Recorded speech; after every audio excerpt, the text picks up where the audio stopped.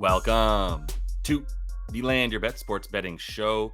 Looking at Game 4 here in the Western Conference Finals. Coming off a really nice night on Monday. A little 5-unit day there. Needed that to get back into the plus column there in the playoffs, specifically year-to-date. Still a really good record. I'll run through that at the end of the video. I've got 4 picks here that I deliberated upon. Going to be looking at a few more bets, obviously, in that live stream as we do every day now. 5:30 p.m. Easterns when we're going to go live again today on Tuesday. So make sure you come in there, jump in there with your bets, get in the comments, let me know what you guys want to look at. We'll do it together. But for now, let's get through these 4 picks that I've got for Tuesday night's game. Kicking it off with a little first quarter bet here, as the total seems a little bit low to me. Actually got bet up from 51.5, so I'm taking it over 52.5 at this point.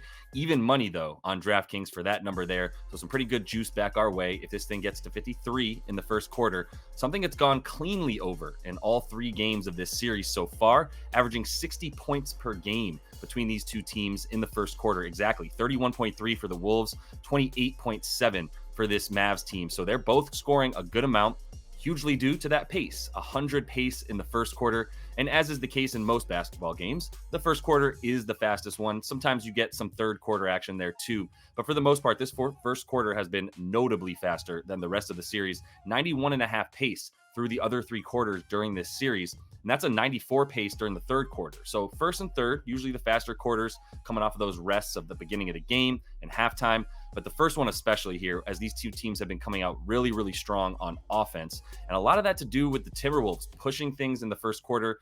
And the Mavs kind of just playing like a champion UFC fighter on its back, right? Who's just kind of like bobbing and weaving and avoiding big punches and just taking blows until they can get them off their back and then get up and start making their move as well, which they've done in the second and third and fourth quarters and winning most of those other quarters besides this one, which they're losing by about 3 points. I do think the Wolves are probably a good bet on the money line in the first quarter as well. If you want to add that and combine them together, there's a little bit of a correlation between the Timberwolves rather playing really well and scoring a bunch, pushing the action and creating things in the first quarter. So I'm going to go with both of these teams to get to combine here for the 53, in part because I really like both Luca and Ant here to do their work in the first quarter. So let's bet on it. Let's get Ant and Luca. A little bit of an alt first quarter here that I'm taking for both these guys' points. So I'm just taking them both to get 6+ points, still getting minus 120 on that for a full unit. So I have no qualms with taking a little bit of juice on this at minus 120. Luca's gone over this number in all 5 meetings versus Minnesota this season. He's also gotten 6+ points in 14 of 15 playoff games. And the only game he did not get 6+ points in the first quarter was in game 2 versus the Clippers. And he was pretty hobbled in that game, still didn't look like himself, and then came through the rest of the game actually and played a little bit better. But for Ant, consistently over this as well, 6 of 7 versus Dallas this season. And then 12 minutes is about what he's seeing. So Luka's played some of these first quarters at about 9.5, 10 minutes, still getting over most of the time. Played 12 in the last first quarter. But Ant is someone who's only missed a minute or so in 2 separate first quarters during the playoffs. So he's almost always playing 12 minutes, about 90% of the time in these playoffs. He's played at least the whole first quarter. And he's also taken about 6 shots per first quarter, and a couple of those being from 3.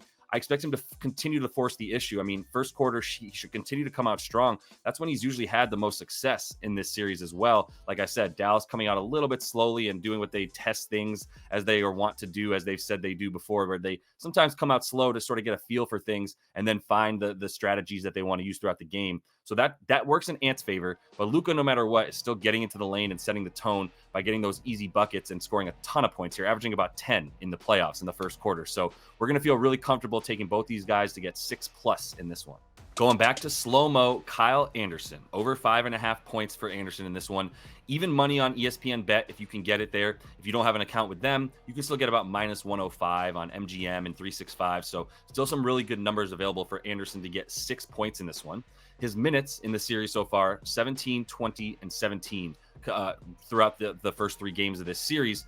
And on the season as a whole, when he plays 17 or more minutes, he averages 7 points per game, also at about 6 shots per game, which has pretty much been what we've seen from him in this series, except for he's actually about 9.3 points per game in the first 3 games of this series, averaging 6.3 field goal attempts as well.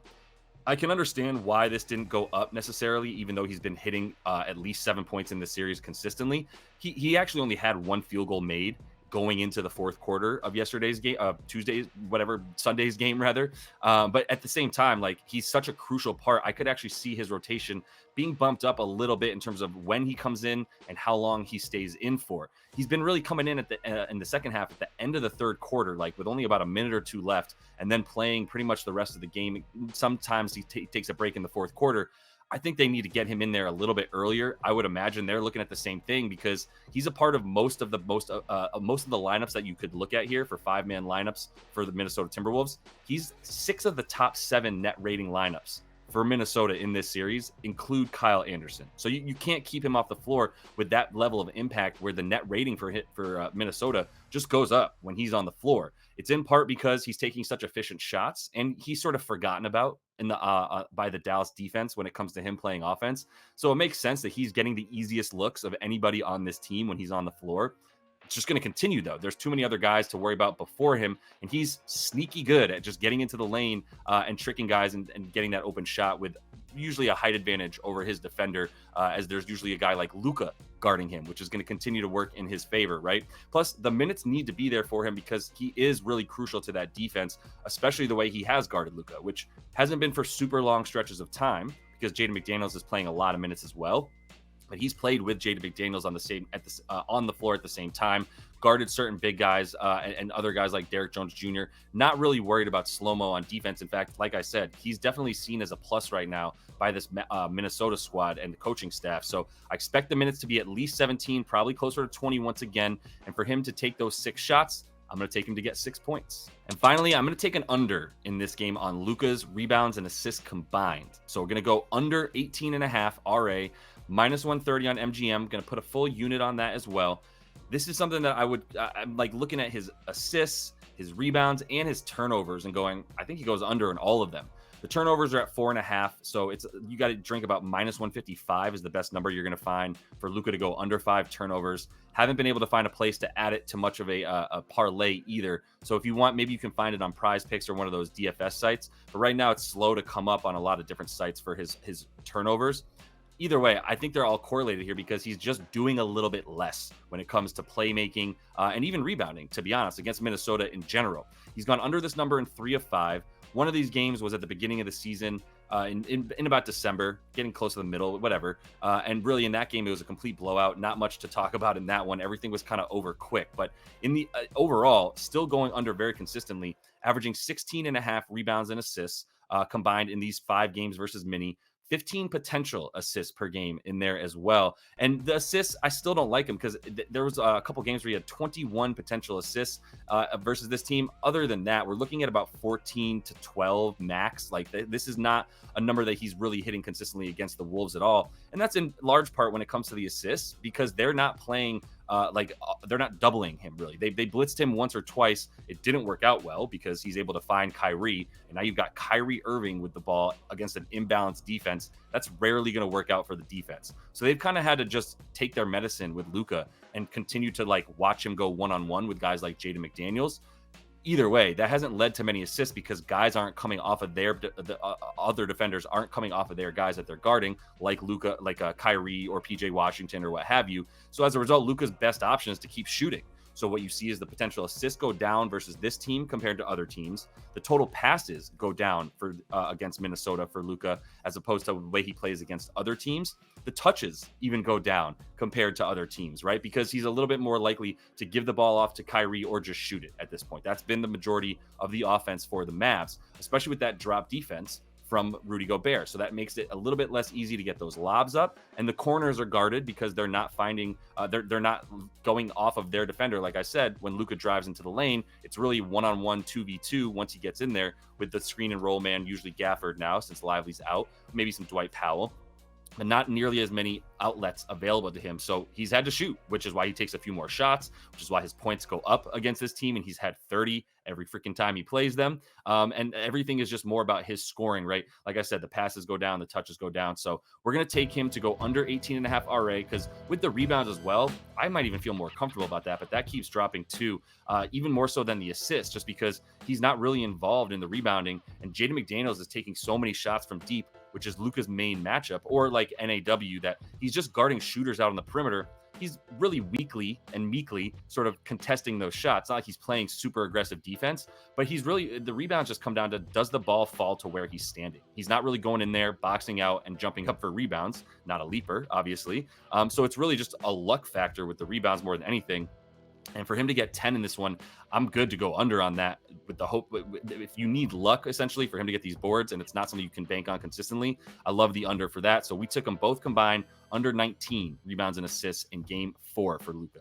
Quick look at the record. Like I said here, it's been scrolling on the bottom line too, if you missed it.